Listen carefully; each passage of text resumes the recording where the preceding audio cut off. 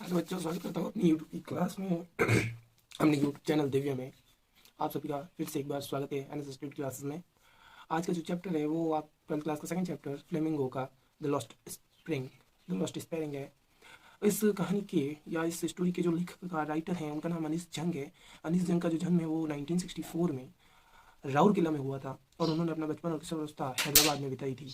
उन्होंने हैदराबाद और संयुक्त राज्य अमेरिका में अपनी शिक्षा को प्राप्त किया। उनके माता पिता जो थे वो दोनों ही लेखक थे। अनीस जंग ने भारत में एक लेखक के रूप में अपना करियर शुरू किया।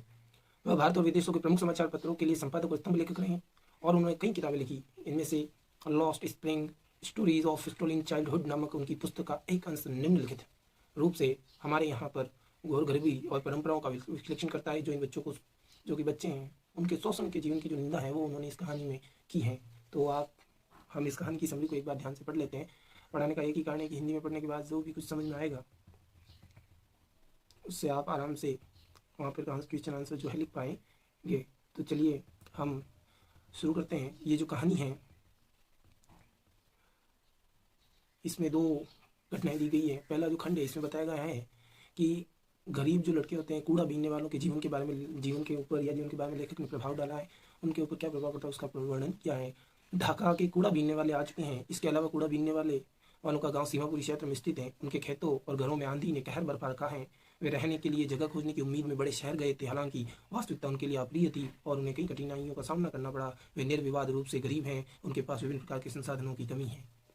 जैसा कि हम जानते ही हैं कि लोग गाँव में आजकल जैसे कि रोजगार की कमी होने के कारण ज़्यादातर लोग जो हैं प्रवास कर लेते हैं। वो दूर शहरों में जहाँ पर उन्हें उम्मीद होती है कि वहाँ उन्हें रोजगार प्राप्त होगा वहाँ पर चले जाते हैं, लेकिन स्थिति कहीं भी एक समान नहीं होती। वहाँ जाने के बाद भी उन्हें कुछ ऐसे काम करने पड़ते हैं जिनके लिए उनकी स्थिति यहाँ गाँव से भी बदतर हो जाती है। कुछ लोग वहाँ पर कूड़ा बीनना और फिर क्या कहते हैं उसको भीख मांग के खाना, ऐसे ऐसे काम करने पड़ते हैं क्योंकि रोजगार की कमी हो जाती है। तो ऐसी कुछ कहानी के बारे में लेखक ने वर्णन किया है। हम पूरे तो नहीं लेकिन थोड़ी थोड़ी समझी पढ़ेंगे।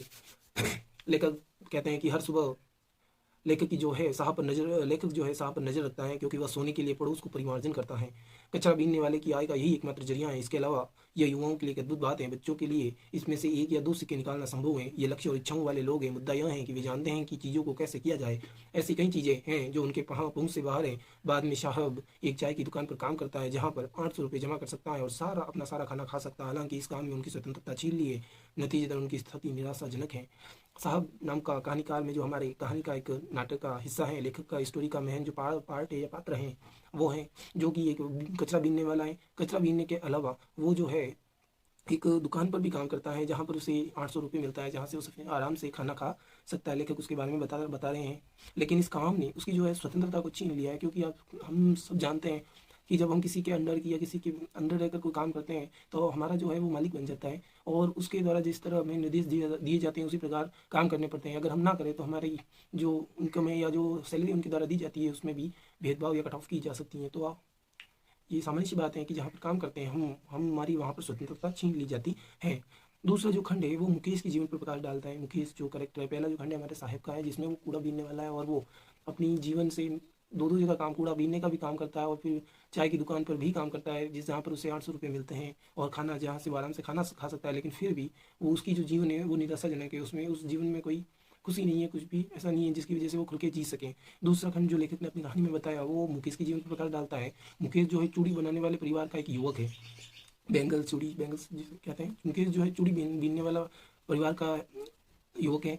फिरोजाबाद उनके अपने उत्कृष्ट कांच दमन उद्योग के लिए प्रसिद्ध है। फिरोजाबाद जो है वो कांच उद्योग के लिए प्रसिद्ध है। इस विशेष कंपनी में लगभग 20,000 बच्चे काम कर रहे हैं। कोई भी उस देश में बाल श्रम के खिलाफ कानून को नहीं समझता या सम्मान करता। इसके अलावा रहने की स्थिति और काम करने का माहौल समान रूप से दयनीय है।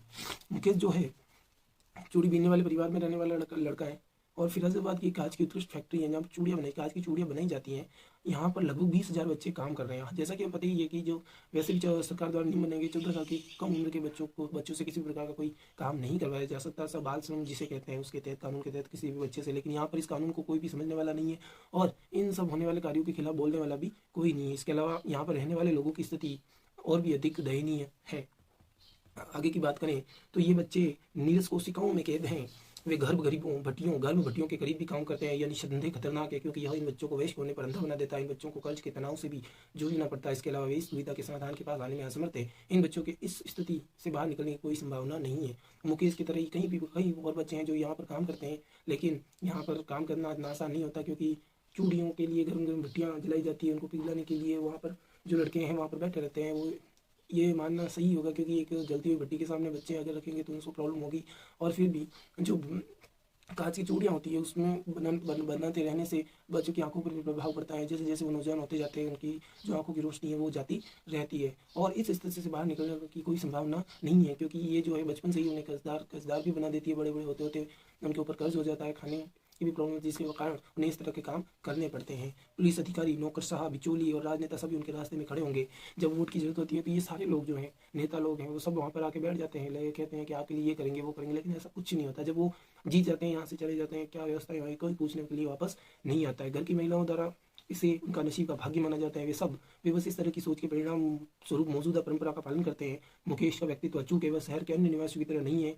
यह मुकेश की बुलंद महत्वाकांक्षाओं के कारण है। वह भविष्य में मैकेनिक के रूप में काम करना चाहता है, वगैरह से बहुत दूर रहता है, लेकिन उसने वहाँ चलने की ठान ली है। मुकेश जो है वो इन सब परंपराओं से, रूढ़िवादी परंपराओं से अलग है। बल्कि ज़्यादातर ऐसा ही होता है कि लोग जो है किसी काम को करने में अगर व्यस्त हो जाए और उनको लगता है, उनके पास अगर कोई दूसरा काम ना हो तो वो दूसरा काम करने की कोशिश भी नहीं करते। उनको यही लगता है कि हमारे भाग्य में यही लिखा है और हमें ऐसा ही करना पड़ेगा। लेकिन हमारा जो पात्र है मुकेश, वो इन सब से अलग है। वो चाहता है एक मैकेनिकल बनना चाहता है, जिसके लिए वो अपनी मेहनत करता है। दूसरे पास में ये गैरेज है जहाँ पर वो जाता है और काम करता है, और वहाँ चलकर जाने की भी उसने ठान ली है। तो the assembly of law supreme provide of examination of the distribute state in which many children find that the themes live condemning them to a life of agony, opressors and lack of education. Last spring का जो सारांश बदहाली स्थिति की एक परीक्षा प्रदान करता है, जिसमें कई बच्चे खुद को पाते हैं, उन्हें पीड़ा, उत्पीड़न और शिक्षा की कमी के जीवन की निंदा करते हैं। ये फिक्स है, क्योंकि इतना तो एक बच्चे के लिए इतना सब सहना बहुत मुश्किल होता है, क्योंकि बचपन में ही काम में लग जाना, फिर बड़े होते उसी काम की वजह से उसके अंदर किसी भी प्रकार की कोई अक्षमता या विकलांगता का आ जाना, इससे बच्चे के जीवन पर बहुत भारी प्रभाव पड़ता है। इसलिए हमारे जो कानून व्यवस्था में कुछ कानून बनाने चाहिए, जिससे बच्चे शिक्षा पा सके आराम से, उनको किसी प्रकार का बाल श्रम ना करना पड़े, और अच्छे अच्छे प्रकार की व्यवस्था करनी चाहिए। सबसे ज़्यादा रोजगार के जो साधन है वो खोलने चाहिए। ऐसा करता हूँ आपको ये पार्ट हिंदी में समझ में आया होगा। मैं तो कल भी मैंने भी यही कहा था कि जो बच्चे अंग्रेजी पढ़ने में सफिशिएंट नहीं है, उनको याद नहीं हो पा रहा, तो एक बार कुछ जरूर हिंदी में अपने सारे पार्ट पढ़ लें। यहाँ पर मैं सारे पार्ट पढ़ा पाऊँ या ना पाऊँ, लेकिन आप अपनी तरफ से सारे पार्ट पढ़ के जाएँ। वैसे भी दिन बहुत कम बचे हैं, आज 29 फरवरी हो गई है और 4 मार्च से लमसम आपके एग्ज़ाम हैं, तो कृपया ध्यान दें, पढ़ाई पर ध्यान दें और इधर उधर की बातों में ध्यान ना दें। अभी दिन बहुत कम बचे हैं, और आप अगर ध्यान नहीं देंगे तो आपको पता ही है रिजल्ट अच्छा होगा तो आपकी वाहवाही होगी। अपनी स्कूल में अपने पैम्पलेट देख के आप नहीं लोग खुश होंगे। इसलिए अच्छे से पढ़ाई करें, और तो कुछ नहीं, एक मोटिवेशनल लाइन हो जाए आप सबके लिए, ताकि आपको जो है आप मोटिवेट होते रहें। वीडियो के अंत में इतना ही कहना चाहूँगा कि मेहनत इतनी करो कि किस्मत भी बोल उठे। मेहनत इतनी करो कि किस्मत भी बोल उठे, ले ले बेटा ये तो तेरा ही है। इसलिए मेहनत करते रहें, और ऐसी करें कि किस्मत को भी कहना पड़े कि तुम ये डिज़र्व करते हो। Thank you. वीडियो को लाइक, चैनल को सब्सक्राइब, और हाँ, अगर आपको किसी भी चीज़ में कोई प्रॉब्लम आ रही है तो वो कमेंट बॉक्स में लिख दे, ताकि अगली जो वीडियो हम उस सॉल्यूशन के बारे में, उसका सॉल्यूशन निकालने में लगाएं। ठीक है, थैंक यू, धन्यवाद।